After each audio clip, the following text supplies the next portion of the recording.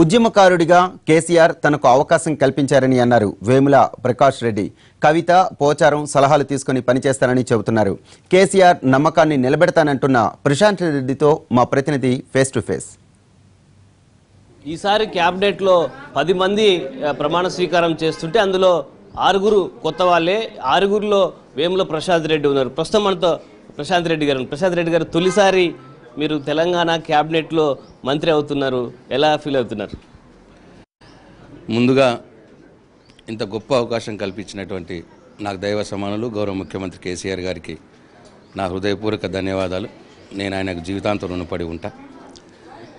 ఒక ఉద్యమకారుడిగా, ఉద్యమకారుల కుటుంబం నుంచి వచ్చిన వ్యక్తిగా నన్ను వారు ఆదరించి 2014లో టికెట్ ఇచ్చారు, అప్పుడు ఎమ్మెల్యే గెలిచాను. మళ్ళీ మొన్న 2018లో కూడా టికెట్ ఇచ్చారు, మళ్ళీ గెలిచాను. మా బాల్కొండ నియోజకవర్గ ప్రజలకు కూడా నా హృదయపూర్వక ధన్యవాదాలు. వారు నాకు ఈ అవకాశం నన్ను గెలిపించకపోయి ఉండుంటే నాకు ఈ అవకాశం దక్కేది కాదు. డెఫినెట్గా నేను నా బాల్కొండ నియోజకవర్గ ప్రజలకు కూడా నా హృదయపూర్వక ధన్యవాదాలు తెలియజేసుకుంటాను. మొన్న తెలంగాణ రాష్ట్రం ఏర్పడిన తర్వాత వచ్చిన కొత్త ప్రభుత్వంలో కూడా మీరు క్యాబినెట్ హోదాలో పనిచేశారు. మిషన్ భగీరథ వైస్ చైర్మన్గా పనిచేశారు. అనుభవం ఇప్పుడు మంత్రిగా పనిచేయడానికి ఉపయోగపడుతుందని భావిస్తున్నారా? తప్పకుండా ఉపయోగపడుతుందనే భావిస్తూ ఉన్నా. ఏది ఏమైనప్పటికీ కేసీఆర్ గారి ఆదేశాలని తూచా తప్పకుండా పాటించే వ్యక్తిగా, ఆయన సైనికుడిగా వారు అనుకున్న నిర్దేశించిన లక్ష్యాల్ని విజయవంతంగా పూర్తి చేయడానికి ఆ భగవంతుడు నాకు ఇచ్చిన శక్తి మేరకు నేను పాటుపడతా. కేసీఆర్ గారి, ముఖ్యమంత్రి గారి అంచనాలకు అనుగుణంగా నడవటానికి నేను ప్రయత్నం చేస్తా అని చెప్పి ఈ సందర్భంగా మనం చేస్తాం. ఉమ్మడి నిజామాబాద్ జిల్లాకు ప్రశాంత్ రెడ్డి ఇప్పుడు ప్రాతినిధ్యం వహిస్తున్నారు. జిల్లాకు సంబంధించి మీకేమన్నా విజన్ ఉందా? జిల్లాకు సంబంధించి ఇప్పుడు గత క్యాబినెట్లో పోచారం శ్రీనివాసరెడ్డి చేశారు, ఆయన స్పీకర్గా వెళ్ళారు. మీరు జిల్లాకు సంబంధించి ఏం చేయబోతారు?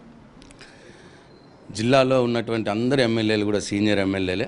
నా నాయకత్వం అనేది ఏమి ఉండదు. సమిష్టి నాయకత్వంగా జిల్లాను ముందుకు తీసుకుపోతాం. మా ఎంపీ గారు ఉన్నారు, గౌరవ కవితమ్మ గారు, వారి మార్గదర్శకత్వంలో, అట్లాగే అనుభవజ్ఞుడైన స్పీకర్ పోచారం శ్రీనివాసరెడ్డి గారు ఉన్నారు. వారి సలహాలు సూచనల మేరకు మేమందరం ఎమ్మెల్యేలను కలిసి నిజామాబాద్ జిల్లాలో, ఉమ్మడి జిల్లాలో టీఆర్ఎస్ పార్టీని పటిష్టంగా తయారు చేయడానికి కావచ్చు, ప్రభుత్వ పథకాలని విరివిగా ప్రజల్లోకి తీసుకుపోవడానికి కావచ్చు, అందరం కూడా కలిసి పనిచేస్తాం. గౌరవ కవితమ్మ గారి మార్గదర్శకత్వం, పోచారం శ్రీనివాసరెడ్డి గారి సలహాలు సూచనల మేరకు పనిచేస్తాం. Thank you sir. ఇది సీనియర్ల సలహాలు తీసుకొని ఖచ్చితంగా సమిష్టిగా నా జిల్లాలోని ప్రజాప్రతినిధులంతా అభివృద్ధి కోసం పనిచేస్తాం. అలాగే కేసీఆర్ నాపై పెట్టుకున్న నమ్మకాన్ని నిలబెడతానని ప్రశాంత్ రెడ్డి చెప్తున్నారు. విసుపాల్తో సోమగోపాల్, O2 స్టూడియో.